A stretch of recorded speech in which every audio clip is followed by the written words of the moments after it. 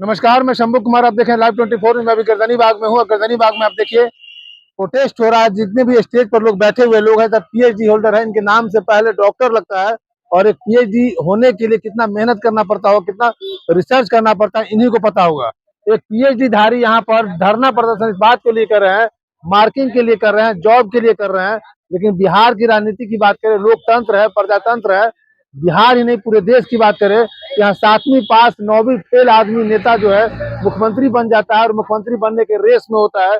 लेकिन जो पढ़े लिखे लोग होते हैं उसको वोट नहीं देना चाहते हैं। जो पढ़े लिखे लोग पीएचडी होल्डरधारी है यहाँ पर भीख मांग रहे हैं नौकरी के लिए। इतना दुर्भाग्य है हमारे देश की और हमारे राज्य की। हम बात करेंगे, क्या कहें, क्या नाम है आपका? मेरा नाम डॉक्टर भीम कुमार है। डॉक्टर भीम कुमार। कितना टाइम लगा पीएचडी करने में? और पीएचडी करने में तो हमको करीब करीब 5 साल प्लस लग गया। 5 साल लग गए।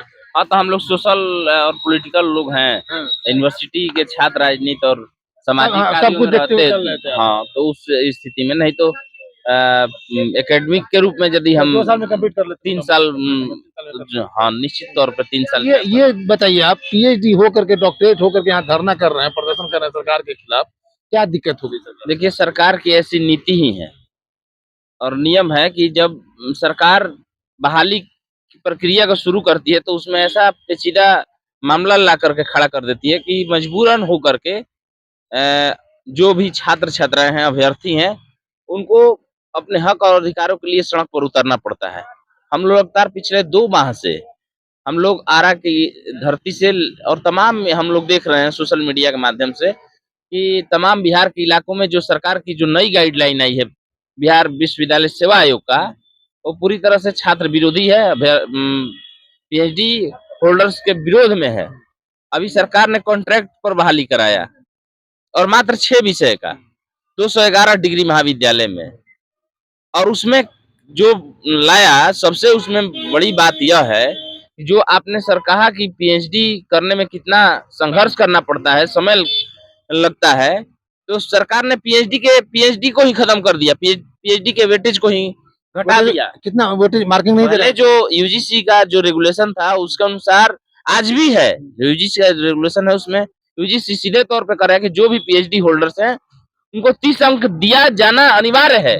लेकिन सरकार के जो नुमाइंदे हैं और खास करके सरकार जो बाहरी जो कुलपति हैं, जो अदर स्टेट के कुलपति हैं, माने बिहार में आए हुए, उनसे राय मशविरा करके बिहार के 3 विश्वविद्यालय के कुलपति और राज्यपाल महोदय और माननीय मुख्यमंत्री और माननीय उच्च शिक्षा मंत्री, इन्हीं 5-7 लोगों के बीच में बैठक होती है और इस तरह से गाइडलाइन लाया जाता है कि पीएचडी के वेटेज को खत्म कर दिया, नेट और जेआरएफ के इक्विवेलेंट कर दिया गया।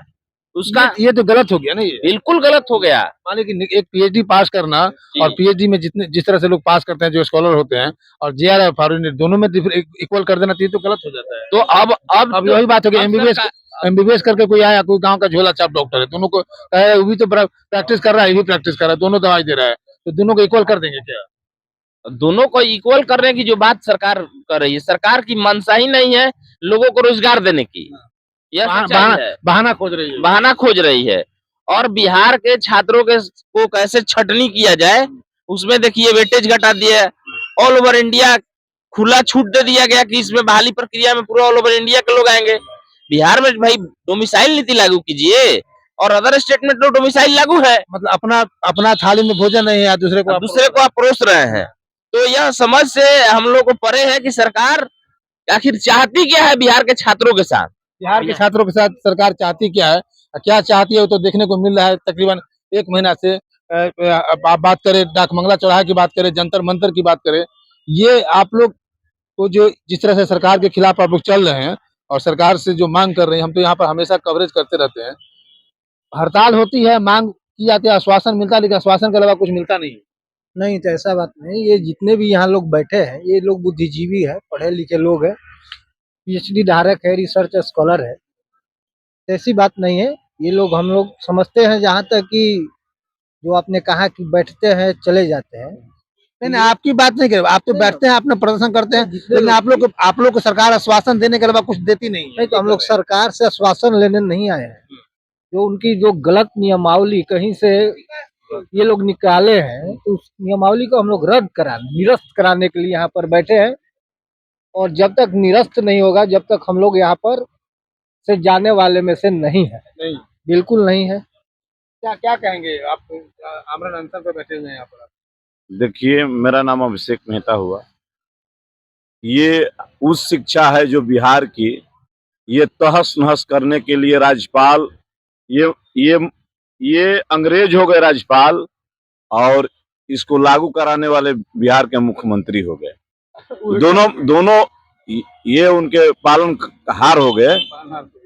ये दोनों मिलकर बिहार के उस शिक्षा को बर्बाद करना चाहता है और गुलाम कर वो पूरा ये बिहार राज्य को गुलाम की ओर ले जाना चाहता है। जैसे पूर्व में जो हम लोग का नालंदा विश्वविद्यालय था, उसको जलाया गया, उसकी शिक्षा को तहस नहस की गई थी, उसी तरह पूरे बिहार में वर्तमान में शिक्षा को तहस नहस किया जा रहा है।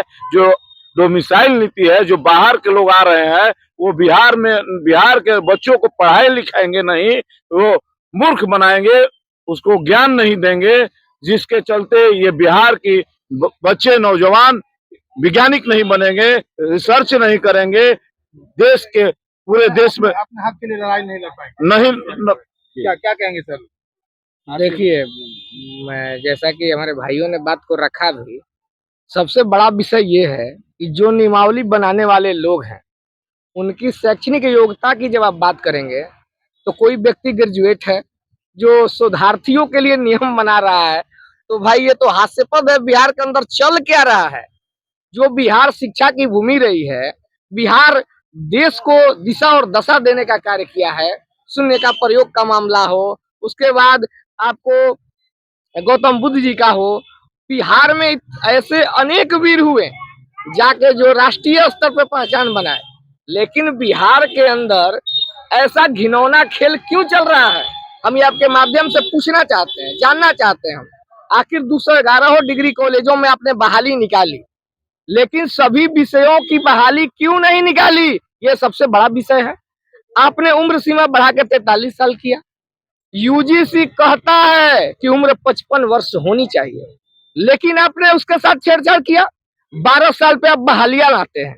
12 साल पे अगर बहाली आएगा तो बिहार के शोधार्थी जो ज्ञान का भंडार लेके बैठे हुए हैं, उनका ज्ञान पूर्णपेन कूड़े की तरफ फेंक दिया जाएगा। लेकिन अगर सरकार को इस बात को समझना होगा कि जो रिसर्चर हैं, जो रिसर्च कर रहे हैं, खून पसीना मेहनत लगाकर पीएचडी करते हैं, उसका वेटेज आप जेआरएफ के बराबर करते हैं। आपको पता होना चाहिए, पीएचडी करने के लिए लंबे समय तक थीसिस पे कार्य करना होता है, बड़े बड़े संस्थानों में जाके मटेरियल जुटाना होता है, जनरल छपवाने के लिए जनरल को अध्ययन करके लिखना होता है, तब जाके जनरल छपता है।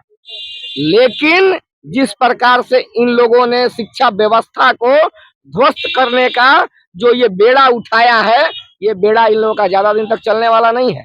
और हम लोग पूरे बिहार के शोधार्थियों को कहना चाहते हैं कि आर और पार की लड़ाई हो गई है, अब और आर और पार की लड़ाई लड़नी है। आप सभी सचेत हो जाएं, आप सभी सतर्क हो जाएं और कमर कस लें। अगर ये लड़ाई आज नहीं लड़ी गई तो आने वाले समय में बिहार की पूरी शिक्षा व्यवस्था को चौपट कर दिया जाएगा। तो आपने सुना, यहाँ पर जितने भी पीएचडी होल्डर्स हैं, यहाँ पर सरकार के खिलाफ प्रदर्शन कर रहे हैं और वेटेज नंबर जो मार्किंग है उसके खिलाफ वेटेज कर रहे हैं कि जो पीएचडी को खत्म किया जा रहा है। वह स्वाभाविक है कि आपके सरकार में जो वैकेंसी निकलती है 15 साल 20 साल के गैप होता है, उनको घटा रहे हैं। तो ये जो है नाइंसाफी है इन लोगों के लिए कि जब आप साल टू साल अगर वैकेंसी नहीं निकालते हैं तो फिर उम्र घटाने की क्या बात होती है? उम्र घटाने की बात है, आप 15 साल पर वैकेंसी निकालते हैं, ये तो इन लोगों के लिए नाइंसाफी की बात है। बाकी दूसरे स्टेट को भी आप देख सकते हैं। ये बिहार सरकार जो पटना गर्दनी बाग में ये लोग प्रोटेस्ट कर रहे हैं सरकार के खिलाफ, इनकी जो मांग है जायज है। मैं शंभू कुमार, कैमरा जर्नलिस्ट राजेश के साथ, पटना।